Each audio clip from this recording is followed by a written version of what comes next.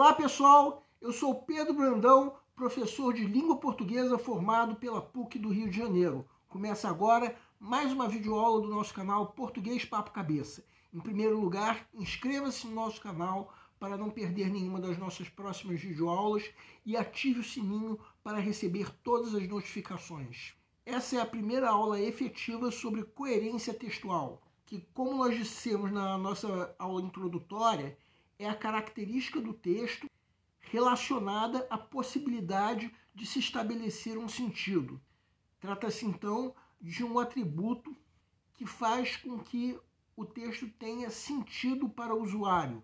Um atributo, portanto, ligado à interpretabilidade e inteligibilidade de um texto. Vimos que tanto a coesão textual quanto a continuidade são recursos que muitas vezes favorecem a coerência textual, mas não são nem necessários nem suficientes. Há casos em que, mesmo sem haver a coesão, um texto pode ter sentido, desde que esse sentido possa ser identificado pelo receptor. E há casos também em que a própria ausência de continuidade dá um certo sentido ao texto. Nessa aula nós vamos abordar diferentes tipos de coerência textual. Mas antes disso vamos dizer que uma incoerência local não implica necessariamente que o texto como um todo seja incoerente. Segue um quadro. Vejam esse trecho da letra de música Admirável Gado Novo, de Zé Ramalho. É comum que muitas pessoas ouçam essa frase isoladamente e achem uma besteira, já que a Arca de Noé flutuava, bem como o dirigível voava. Então é uma frase que isoladamente não tem coerência.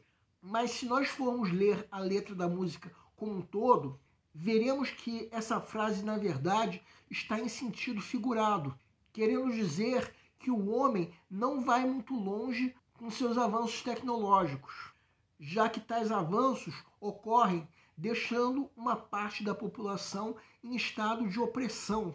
Quem quiser conferir pode procurar a letra da música no Google.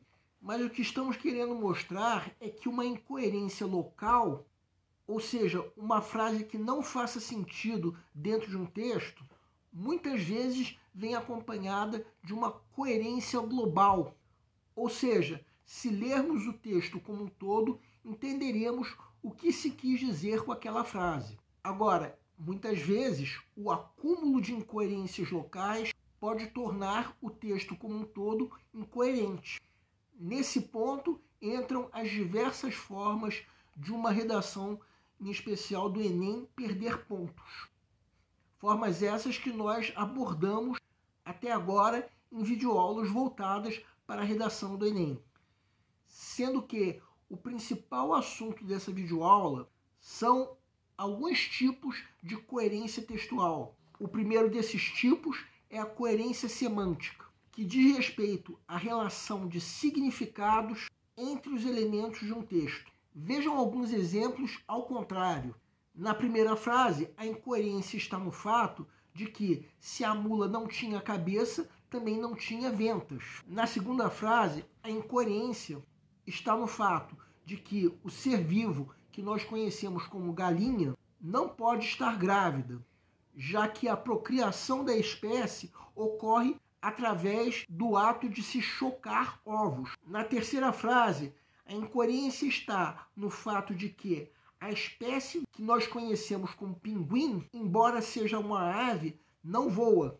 Na quarta frase, a incoerência está no fato de que, se a vela já estava apagada, ela não pode ser novamente apagada. Outro tipo é a coerência sintática, que se relaciona com os termos sintáticos usados para se estabelecer o sentido do texto. Vejam alguns exemplos ao contrário. Na primeira frase, a incoerência está no fato de que, se alguém está doente, espera-se que essa pessoa não compareça ao trabalho, o que nos pede para usar uma conjunção explicativa ou até conclusiva, mas não uma conjunção adversativa. Na segunda frase, a incoerência está no fato de que foi usado o pronome inadequado, já que o ser referido é masculino e o pronome usado é feminino. Na terceira frase, a incoerência está no fato de que, se Flávia adorou o presente, espera-se que ela esteja feliz, o que nos leva a pedir uma conjunção adversativa, não uma conjunção conclusiva. Na redação do Enem, a incoerência sintática pode levar o candidato a perder pontos nas competências 3 e 4. Outro tipo é a coerência estilística, que se relaciona com a escolha de elementos linguísticos pertencentes ao estilo de texto em uso. Vejam esse exemplo ao contrário. Se um repórter está na TV, não se espera que ele fale "era uma vez", como se estivesse narrando um conto de fadas. Na segunda frase, a incoerência está no fato de que, em se tratando de uma mensagem de pêsames, não se usa uma expressão pejorativa como "bater as botas". Outro exemplo de incoerência estilística pode ser visto nessa tirinha da série Calvin, do desenhista americano Bill Watterson. Quem quiser pode dar uma pausa para ler. A incoerência está no fato de que, num diálogo entre mãe e filho, não se espera o uso de uma linguagem padrão, muito menos rebuscada como nessa tirinha. Bem, agora vamos falar sobre um ponto importante na redação do Enem. A incoerência estilística está entre os critérios de nota 0 na redação. Na nossa próxima videoaula, nós vamos abordar esses critérios, um dos quais é a incoerência estilística, que muitas vezes faz com que o aluno nem imagine que está zerando a nota. Outro tipo é a coerência pragmática, que se relaciona com um texto que é composto por uma sequência de atos de fala. Nesses casos, a sequência deve ser ordenada de modo a estabelecer as condições de tal situação comunicativa. Por exemplo, quando alguém faz um pedido, só vai haver coerência pragmática se o pedido for atendido ou for respondido com uma promessa, com uma jura, esclarecimento ou solicitação de esclarecimento, ou até mesmo uma recusa a atender tal pedido. Mas haverá incoerência pragmática se, ao invés de qualquer uma dessas atitudes, a reação for uma ameaça ou um comentário que não tenha qualquer relação com o pedido. Vejam esse exemplo ao contrário.